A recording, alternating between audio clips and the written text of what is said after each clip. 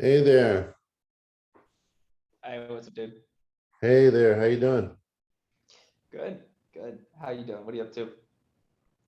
Just chilling and well, not really chilling. I just went to sleep really late last night, so just woke up like half an hour ago. Yeah, You have like a morning routine? Are you one of these like how are you feeling? Like first of all, are you feeling better or are you I am. Yeah, I was out for a couple days, but feeling a lot better now, okay, that's great. significantly. So we're all good over here. Also, Yeah, just like it was actually kind of nice because got to take a break from everything, yeah. which was good. And then on top of that, I got to I just spent a shit ton of time building new software Oh, features. nice. So I'm about to actually drop a huge update for everybody. So I'm really Oh, excited for great. that. Um, and so yeah, actually, speaking of software, first of all, glad you're feeling better.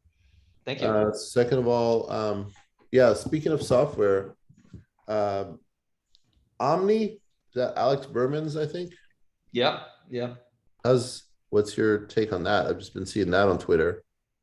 Yeah. There. I mean, I love everything he does. I have no. Uh, I haven't actually used that. But I mean, hey, I love everything. I love everything he does. I always recommend that people at least give it a shot, or take a look at it.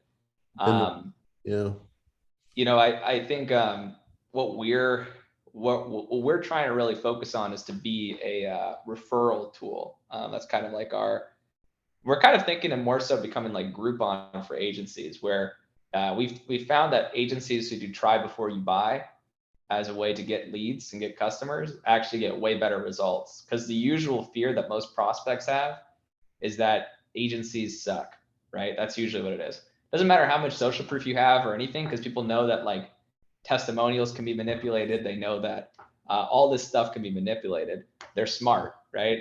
Um, so they just want to know, are you good? So if you just show them that you're good, then you don't have to worry about anything else. Because even if you close them, right, they might still have buyer's remorse, and yeah, there's nothing you can do about it. Everyone does. That's why so many businesses have used free samples as an effective strategy, because it's like then you're going to get less people complaining about it, um, which is always good. But what's up, Ricardo? How you doing, man? Hey, what's up? Everything good? How are you feeling, man? I feeling a lot better. Feeling a lot better.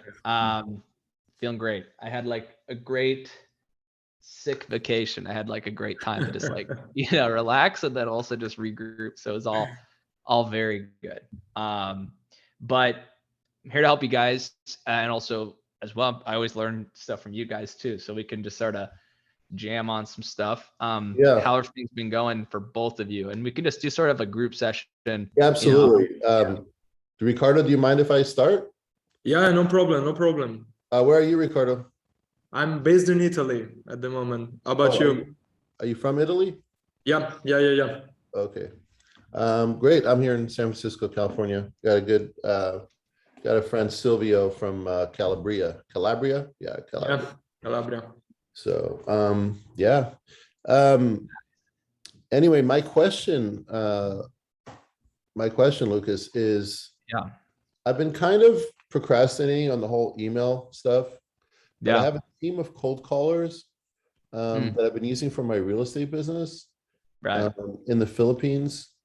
And yeah, I was thinking about like turning them on to do like just cold call outreach, by phone right. or text. They can do text too for the agency stuff. Is that a viable option? And how would I go about that? Well, I mean, if it's cold calling, you mean for yourself or offering it as a service to No, clients? not at this point, not offering as a service, but for whatever my service is, which I'm Yeah, still not 100% sure on. But yeah, I get that. let's just say I figured that out. Let's just say it's SEO, for instance. Yeah, Rather than doing the cold email outreach, what's your take on right. cold phone outreach, or text? Yeah, totally get it. So I have this. We actually do this for ourselves. So we went directly to the Philippines. We don't have any middle people we go through. We just go direct. We found some very talented people there that are doing cold calling for us. It's a very mutually beneficial relationship. And we book tons and tons of meetings. The thing about it is that, so I'll give you guys a scenario when it comes to why it works well. So what we found is that when you have somebody where the currency is extremely different, like the Philippines, the cost of living in the Philippines is 90% less. So you could still pay someone significantly above what they're getting paid in the Philippines, and you'll still pay less because just the pure difference in the currencies and how different it is to live in that country, just because things are cheaper just from a pure commodity standpoint than here in the United States. So because of that, right, and because of the currency differences, you could kind of have people in the Philippines do cold calling and directly pitch your offer. And let's say you get 1% of people to say yes to that offer, it still works because your cost is pretty low, even with bonuses and incentives and everything for the people in the Philippines. Because you want to make sure you still pay them bonuses. You want to make sure they're not, the way this works best is that they're getting paid significantly above what they would normally get in the Philippines. So that's what you want to aim for, just because it's also ethical, I think, too. But the other thing that you want to consider is that, so for that process, the thing about cold callers in the United States is typically the way that it works in the United States well is to have a lead magnet, which is why I'm so hung up about this with lead magnets, is because the cost in the United States to get a meeting is significantly higher if you are trying to just straight up pitch someone on your service, because you're getting such a small percentage of people to say yes that it doesn't work from like a numerical perspective. But because the costs are lower in the Philippines, you could just have someone straight up pitch and it could result in meetings. I'm generally more of a fan of a lead magnet approach anyways, because if you have someone in the Philippines doing something like that convert into meetings, and then you can end up closing them as well with a lead magnet approach, then you're going to get way more people to take you up on the lead magnet, which is awesome. And then on top of that, those people, it's just going to result in way more meetings because you could pay those people for way more hours of work because of the currency differences. So if you're looking at it from a practical standpoint in terms of like what you would do, I mean, the biggest thing to note is that just in terms of sheer volume, you could just have that person call and call and call, and you'll still get meetings booked even if you don't take the lead magnet approach. But if you do take the lead magnet approach, you're going to get better results, in my opinion, by getting them to opt into something or getting them to take you up on something or something like that.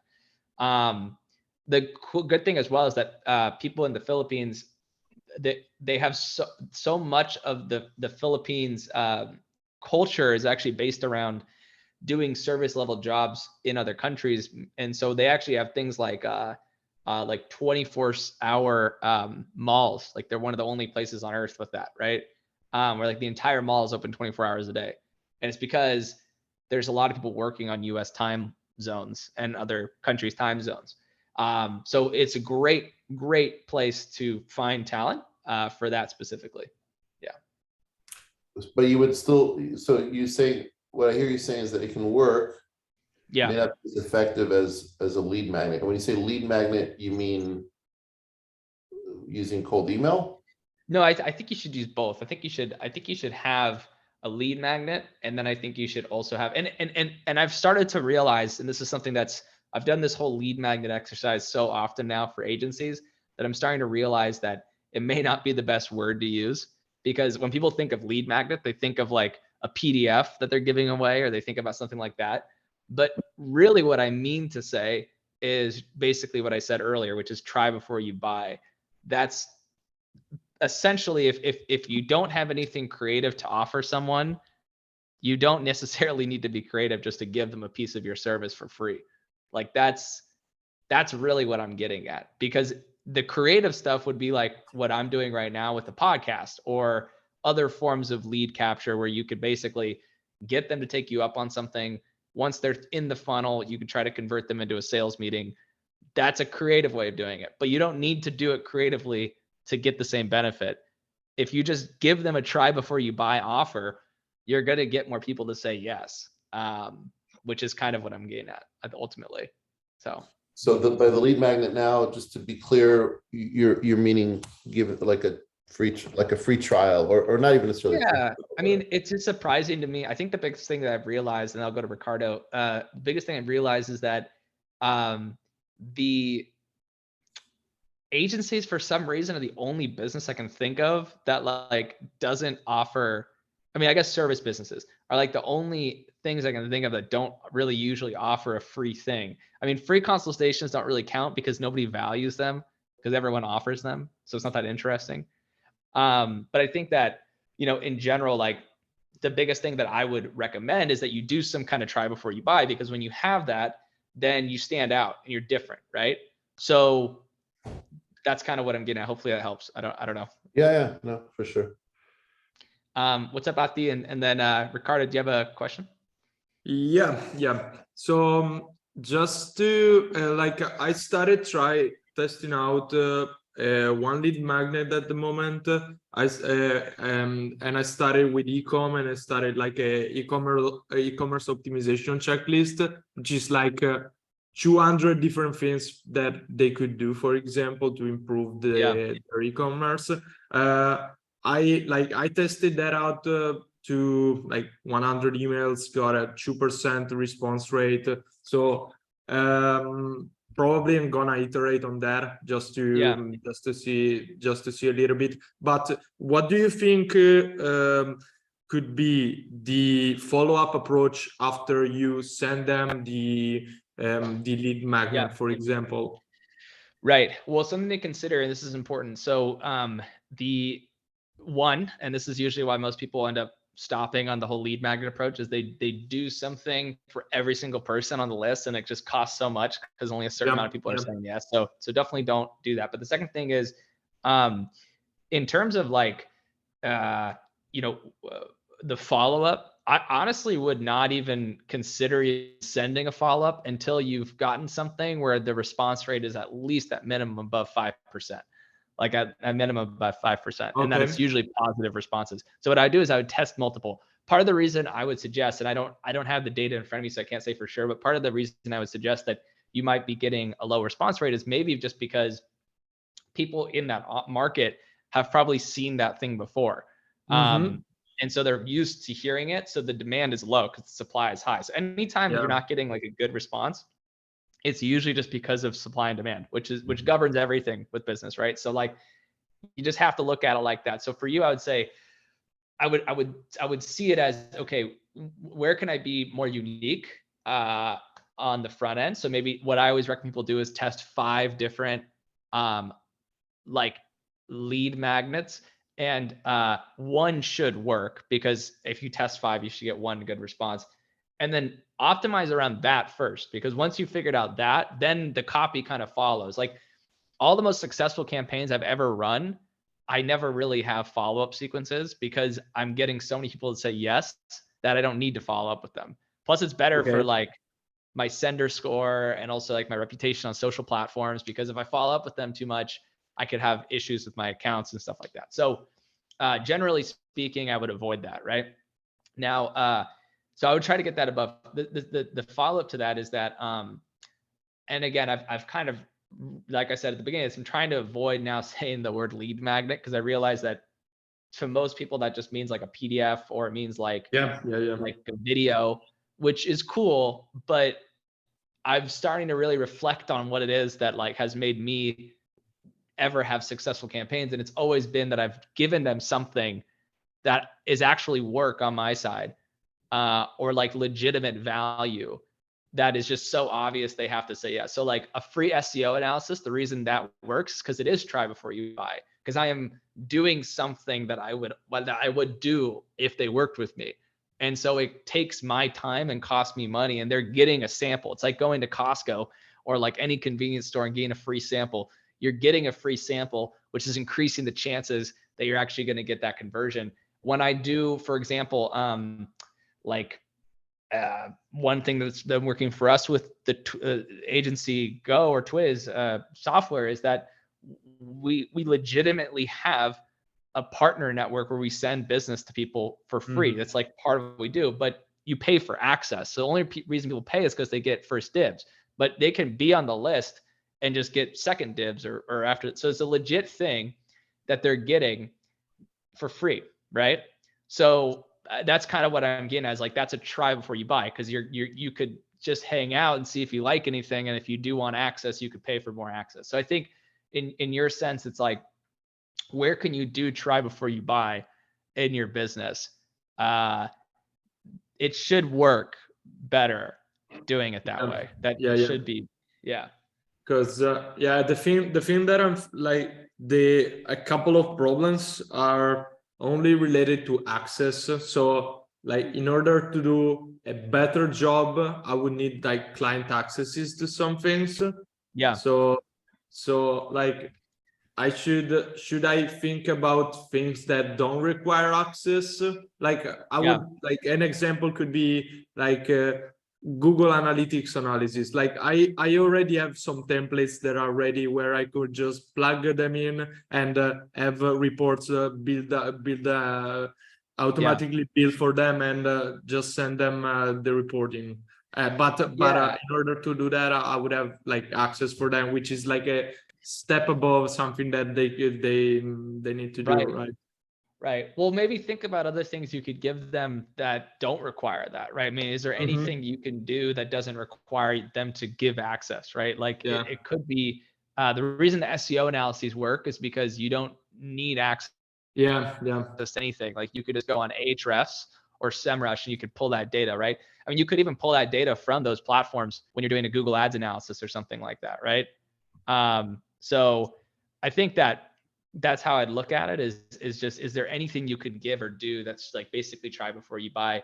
I'm going to move on to Athlete real quick, but if you guys hang on, we'll come around for more questions.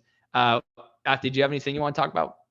No, I was just kind of listening in. I mean, on the topic of try before you buy, I wonder if you have any examples you could think of, like in the video production space, like going as far as making a free video, maybe that devalues the worth of the actual service you're offering.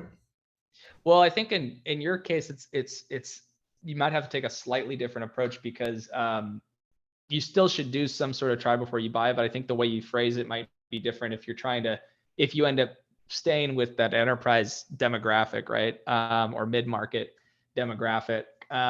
You want to maybe change the way you phrase it, but I think the same concept still applies, where you want to do something that shows try before you buy.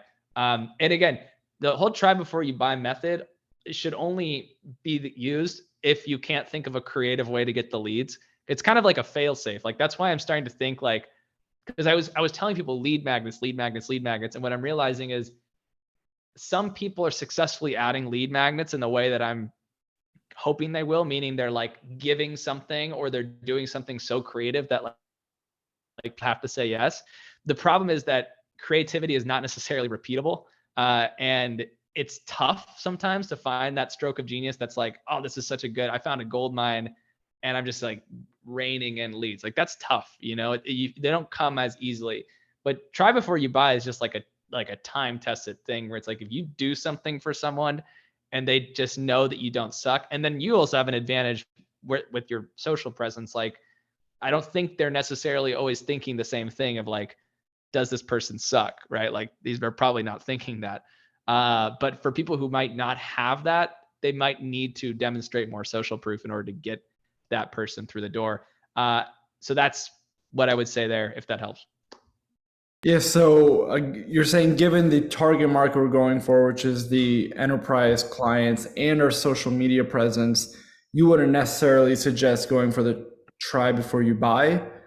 You suggest more of like I think you would kill it on the podcast thing. I think what we've been talking about with the podcast, I think you're going to absolutely crush it, because you already have that trust. I don't think people are going to think like, does this person, are they good? And guys, just to be clear, and the reason why I'm saying this for Apti is he has a significant following, like an extremely significant following on social. That's like a level where like people are going to suspend their disbelief, right? Where with me, like I have a decent following, but like I still think I have to be pretty creative to get that. Like I think our total following is like 30,000 people. So it's not like it's been done before, but like Yafty's got like 4 million people or something. So it's like they're going to suspend their disbelief. But for people who like don't have something so out of the box that they have to do something, it might require something more creative, I would say, or before you buy if you need to. So Gotcha. Phil, I see you're hopping in here with some of the links. Did you want to chat about anything, or I mean, or you just want to connect? That's cool too. So I this is my first time that I've seen that the huddles have come up, and I never joined, and I just saw that it was Yeah. live. It's like, you know what, like, why not? I have some time. I get it.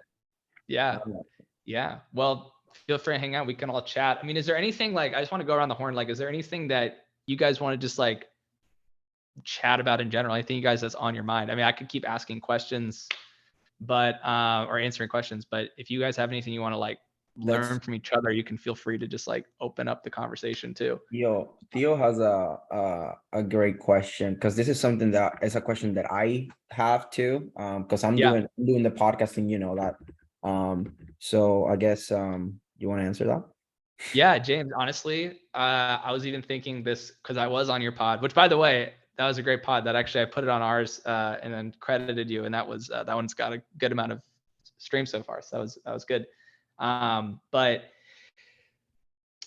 what I was thinking when I filled out the form for your Calendly, I was just like, damn, if you just had at the end of it the question like, do you have 15 minutes at the end of the pod to hear how I did X, Y, or Z? Like, if I had known before the pod that your podcast system you guys had was getting 160,000 streams a month, I would have probably like, I mean, I already would have listened to your pitch anyways, but if I was some random person, like I would have been more likely to. So really for Theo and also for James, I would say like, I can show you guys what it looks like. If you want to go to the Calendly form here, this is what I use. But the trick is that you're really just playing a statistical game here, because you know that a significant amount more people will opt into the sales meeting if they're going to take a podcast with you than if they're just randomly getting messaged by someone. And that's like the game, right? Is that you're getting that higher conversion rate. So if you want, you could just replicate the same model in that Calendly. It works. So feel free to use it. And then once you have them opted in, then, and usually you just want to put like some crazy statistics. So Theo, like I know what you could use. James, I think yours is pretty clear too. Like just have something like how I did this in this time frame or whatever. So that's what I would say. Does that help? Yeah, and then do you like at that pitch period, do you suggest going like being like, hey, we do this thing, would you like to set up a follow-up call? Or are you going for like, okay. Well, so I always try to think of things as like repeatable, scalable processes. So for me, what I actually like I kind of right now use the podcast as sort of my own personal way of getting bigger clients. But what I've actually thought through with, my sales reps is I'm actually planning on having them start their own podcast and then just using it as the same thing. And kind of like what James has, like James is part of this group, right? Where people are posting. I could do the same thing and have a podcast network. My podcast could be one, they could be another, and just have like all of them. You can make twists, right? And then from there, you have your different segments. Yeah, and you could do like guests. a cannabis pod, like CBD, cannabis industry, right? And then you could do the same thing. So in terms of like Theo, in terms of like what's next, I think what you could do is you could keep it to that 15 minutes, but what ends up happening, I've realized, is you could even say 5 minutes. What I've realized is that if people are interested, they'll stay on for a very long time. Like they'll stay. And the cool thing is if your podcast isn't very long, this is also why I typically do like 15 to 30 minute pods. If your podcast isn't that long, then you're going to get all that extra time, because usually people schedule like they block out the time after the podcast because they don't know if it's going to go longer. so you could just use that as your sales time basically. So it basically turns into a sales meeting. So Yeah, what I'm doing, just so you know, is I separate an hour. Like automatically when you try to book my podcast, you have to block out an hour. That's what in Calendly. And then in the description, it says, hey, the first like maybe 5 to 10 minutes, we're gonna do some technical checks and blah blah blah. Then after that, it's gonna be between 15 to 25 minutes actually recording the podcast.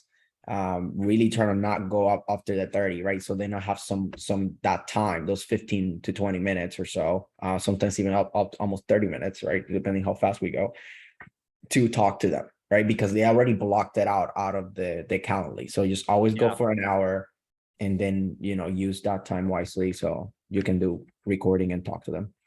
Yeah. And Theo, I mean, in terms of setting them with one of the reps, like I typically just do the pitch myself afterwards. But I mean, I think if you've built a significant amount of interest, you could always book that next call with somebody else. I mean, that's that'd be pretty fine. And I would say, I mean, even for something like yourself, man, where like you do have a lot of social proof, I think what you the perspective you could look at it from is that, you do have a significant amount, which I think if you stayed in small business, I don't think you'd ever really have to do try before you buy, because I think people would just be down. But I would actually almost amend what I said earlier a little bit, because if you think about it, if you're going for the top like Fortune 100 and Fortune 500 companies, that means they're also being pitched by people like Gary Vee and stuff, right? Like they actually have huge followings too. So I think the reason why try before you buy might work is because you're basically committing to, you're saying, okay, well, why should I work with his company as opposed to Gary Vee? Or like, as opposed, because I have like an enormous budget, I can spend whatever the fuck I want. Why should I work with them as opposed? And the only reason they usually think like I'd work with the other companies because they might know that they might have heard more about the other company or something, and they might go with them, right? So if you can get that advantage, I think it still makes sense to do it. Not only that, you'll probably get more referrals, because even if they don't move forward with you, they'll probably refer you to someone because they want to reciprocate in some way, right? So that's kind of how I'd look at it if you're going for those big companies, I wonder if offering like a free placement on our social media page, like if we're reaching out to like Calvin Klein or somebody like some company. Dude, honestly, with that's kind of what I'm getting at. Like when you're going top Fortune 500, top Fortune 100, like the ROI is so massive, I mean, that's why you hear, because I want to be clear. I mean, the reason I'm just starting to say everything's try before you buy is just because it's like the easiest way to think about it. Because it's just sort of like you're eliminating disbelief, really. Like there's nothing else to worry about, right? Like they already, and there's not going to be buyer's remorse because they've already started working with you. Now, in terms of the other ways you can do try before you buy, or like the other kinds of lead magnets, you could also do try before you buy in terms of the relationship. Like that's why Scorpion, with sending cookies to people, and they scaled to $150 million a year in revenue. If you guys haven't heard that episode yet, I definitely recommend listening to it on the pod. But I'll actually grab that link here as well. But basically, this is a fantastic way to grow, but they're kind of doing try before you buy on the relationship, right? Because it's like these lawyers value the relationship a lot. And so they're doing something out of the ordinary to build the relationship first before they move forward. And clearly for them, it's an amazing ROI because they realize that, fuck, these cookies only cost us like $20, but I'm getting such an enormous ROI, right? So I think that's kind of how I'd look at it for you too, is that giving them a try before you buy experience could be done in terms of work, but also could be done in terms of like relationship and all sorts of other ways. But really, you're just trying to do something more than what the average agency does. Can you I recap? would just say, Sorry, can you recap? Sorry, can you recap the cookie thing you mentioned? They send cookies. Yeah. So I'm actually going to send this link in here for you guys to listen to as well. But there's a guy in this group. His name's Corey Quinn. He's just a baller, and he grew his business, or he grew Scorpion SEO, which just raised $100 million, and they also do like $150 million a year in revenue. He scaled it from 20 to 150 in like 6 years. And I interviewed him. He was the CMO. And he said that what they did was they would send out cookies that were like really good cookies. And they spent, I think, $3 million over 6 years just on cookies, right? Like extremely good cookies that would go out to the entire law firm. So every single person in the law firm's place would get the cookie, right? And that would build the relationship. So it would cost them money, but it would build the relationship. And then afterwards, they'd send the sales team in, right? They also did things like podcasts too, but like that was one way they did it. They tried to build the relationship first. So This interview's on your podcast? yeah, it's the biggest one I've done so far. I've actually, yeah. What do you mean biggest? I haven't interviewed a company that big yet. The second biggest was Abstract Management. They do $54 million a year, but I'm actually interviewing Andrew Gazdecki of MicroAcquire in about like 2 weeks, which should be pretty dope because he's like pretty awesome. He's Do done you some do these cool in things. person or you do them over the phone? This one will be remote, but Oh. yeah, I don't even know where he lives, but that one should be I was fun. gonna But say, yeah, he's here in the Bay Area, so that's why I was wondering. Okay. is he really? Oh, Yeah. nice. Yeah, he's dope. He's really cool. But yeah, hopefully that helps. Theo, I think thinking about what you can do before is critical. And one feature we're actually gonna be adding to the software to help you guys think about this is you will have the ability to set the amount of these freebies that you want every month on your profile. So for instance, if you're like, because one thing I always go into when I'm thinking of doing these like giveaways or freebies and stuff is I think, okay, I can't do these for everyone because I'm going to go broke if I'm going to do it for everyone. So you kind of have to cap the amount of people you do this for, which is good. If you cap it, that means you have supply. You have like a tangible supply, which means you should have more demand. If you don't, that means the product is not in demand. But if you have a small supply of something, you should increase the demand of it. So anyways, do you guys have anything else you guys want to talk about or anything you want to go into? I just want to say, like, to just kind of reiterate the same point. The way that I word it is always leading with value. It's cookies, podcasts, whatever the case may be. Just found what do you think that they deem valuable that you are willing to do that will make sense for your finances. Yeah. So that way, you're secure on a ride. You're not just spending money and time and resources just cause, right? So as long as you do good market research, and the podcast is just the easiest because everybody wants exposure. And if they are, a lot of people just like to talk, right? And they just want to talk, but then they don't want to just talk and waste their time. So it's just like always like lead with value. Doesn't matter if it's a free trial, whatever the case may be that you think is the best thing that will differentiate you, go lead with value for them. So that way it's like, damn, like I haven't even paid him and look what he's doing for me or she. And then imagine if I pay him, well, how much he can do for me. That's just the idea of this. I think that's key. And I think that, one thing that I want to stress, because I can see a lot of agencies in this group going down the same path as me when I grew, and I want to really strongly recommend against certain things.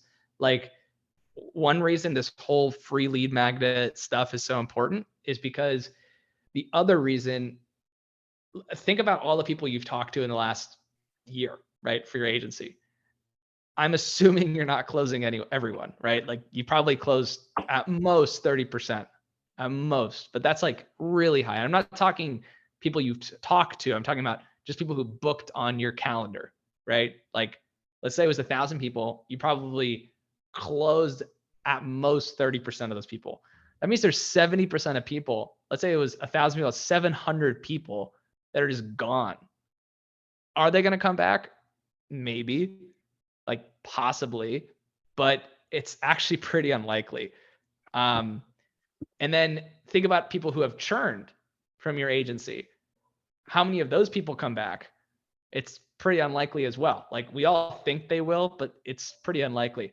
And what I've realized was the problem with my agency, and what's going to be the problem with yours, or probably is for a lot of people, is they only think of their agency as I sell this one thing or maybe a few things at these prices.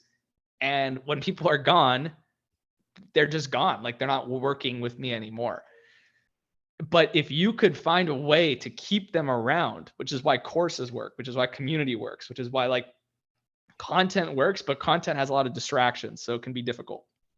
If you can find a way to keep them around, then you're going to keep them as lifetime customers, either on a lower plan level or just on a community, like a free community or something, but something that like can keep them isolated in this community with you. So that way you can keep them as a customer and they're coming back, right? I mean, if I had done this from day one, I'd probably have, 10,000 people in this community right now because I have talked to so many people, but they're just gone, right? And think about how much less I'd have to spend on ads and all these other things if I just had 10,000 people in the Slack group and just engaging every single day, right? That's earned media. And it's even better than earned media because earned media would be things that like you have direct access to and they're in your network and they're in your list, but you still have to do a lot of stuff to engage with them. The cool thing about a community or a software or anything you can think of to keep them sticky is that they're engaging with each other. So you actually don't even have to do as much work because everyone's engaging with each other and providing value to each other. So these are things I would give you as thoughts is like the two biggest issues with most people's agencies I found are A, they have leaky funnels on the front end and the front of the funnel and the end of the funnel. And then secondly, they're not standing out to their competition because they're just doing the same thing as everyone else in terms of how they get people in through the door. So anyways, that was a lot, but is there anything you guys want to talk about? Anything specifically you guys have questions about? Because I could go through a couple more exercises as well if you guys want to. So. Do you think it'd be a good idea if like as soon as somebody books a call, they're automatically invited to like a Slack community? Slack is definitely the easiest way, I think. And Slack, there's free plans for Slack, right? Like you can keep people on the free version. If it becomes an expense that's too much, you could either require that new people pay at a certain point and you just keep in only free people. If there's, because I think the way Slack works is you get 5 free users for every paid user, something like that. So if that ratio starts to tilt, you could just start charging new members, or you could do a Facebook group. The problem with a lot of these other platforms though, is that there's so many distractions that like, you're not really keeping them engaged in just you. So yeah, I mean, I think Slack would be the ultimate way to do it. But if you can't make that work, then you could do Facebook group too. But I would have something that keeps them around, Okay. Also, after like a prospect books a call with myself or one of my reps, they get redirected to like a pre-call video that kind of sets them up for the call and what we're going to go over on the call. Any advice on what to include on that pre-call video? Yeah. Well, that's actually something that I think the only real tangible piece of advice I can give there is I remember looking at funnel hacking, like Alex Hormozi's funnel, and looking at the Gym Launch Secrets funnel. And I remember seeing just like one thing I thought was really cool was when I went from his sign up page, I immediately was taken to his video. And then behind the video was just another video, just scrolling through like hundreds of testimonials of just all these people saying how much they love Gym Launch Secrets and stuff. And it was just going on forever and ever and ever and ever. So in terms of like what I would do the exact same thing. So I try to do the same thing too. That's why like people, when they book a meeting, they get redirected to my testimonials page. And they also get redirected to like my video as well. So if you can show testimonials or some sort of social proof on there as well, that's probably the best way to tee them up for a conversion, is just to build that social proof, I would say. So very helpful. Thank you very much, Lucas. Yeah, no worries. Any other problems you guys are having right now with your agency at all? Any issues you guys having even using the software or anything like that? Because we are improving that constantly. So here to help in both regards. But if you want, I mean, I can also, again, just sort of show you some stuff that's working for me if that's helpful. Hey Theo, like you know, Lucas was talking so great about you. Like I just want to check you out. Like, dude, you're competing against Gary Vee. Like, what are you doing, man? Like, let me see you. Show me your social media, man. I wanna connect. I appreciate that, dude. I appreciate it. Yeah, we're in the short form video space. Here, I'll put the link to my Dude, company. let's connect because I mean that goes along with my because I do PR, but I go like full marketing spectrum. I just use PR as the main marketing strategy, but then it's publicity and content strategies is the biggest point. So obviously, short video content is a big part of it because that's the awareness part, drive them into long form, right? So Dude, um, I've actually thought about like us leaning into the PR side of marketing as opposed to like bottom of funnel e-commerce clients. Because like short form is very top of funnel and brand awareness. Like those are like the most attainable KPIs. Like ranking number one in your industry. Like all of our clients are not just like ranking number one, but they're ranking number one in their industry, like life insurance. Like if you look up life insurance on TikTok, our client is literally number one. If you dude, look that's up like fucking dope. So look, I best have this organic cookie, client. our I have this client is literally client. number one. Go ahead, go ahead. I have this client that he's paying me $10,000 a month. So like I have a retainer, right, that I can use. So obviously it has to make sense because I need to pay my team for the PR part, right? But we're doing a lot for him, like posts and stuff. He's big, he has a team, he has a good camera, he has everything literally. I just need to crack the strategy. So I am going to that could be a connect because he's a tax strategist. If you can help me like with tax planning, rank first in TikTok, man, like we're gonna be set. This guy has money, this guy has the drive, he has the knowledge, he has a team, like literally, like it's an ideal client.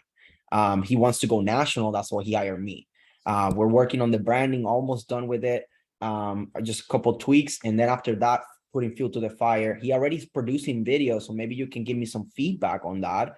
And maybe we can talk to him or I can use you as like a support thing, right? Like, hey, Yeah, like I just hit you up on Slack. I'll send you my calendar. We could connect. perfect. Okay, so we're Um, talking, okay.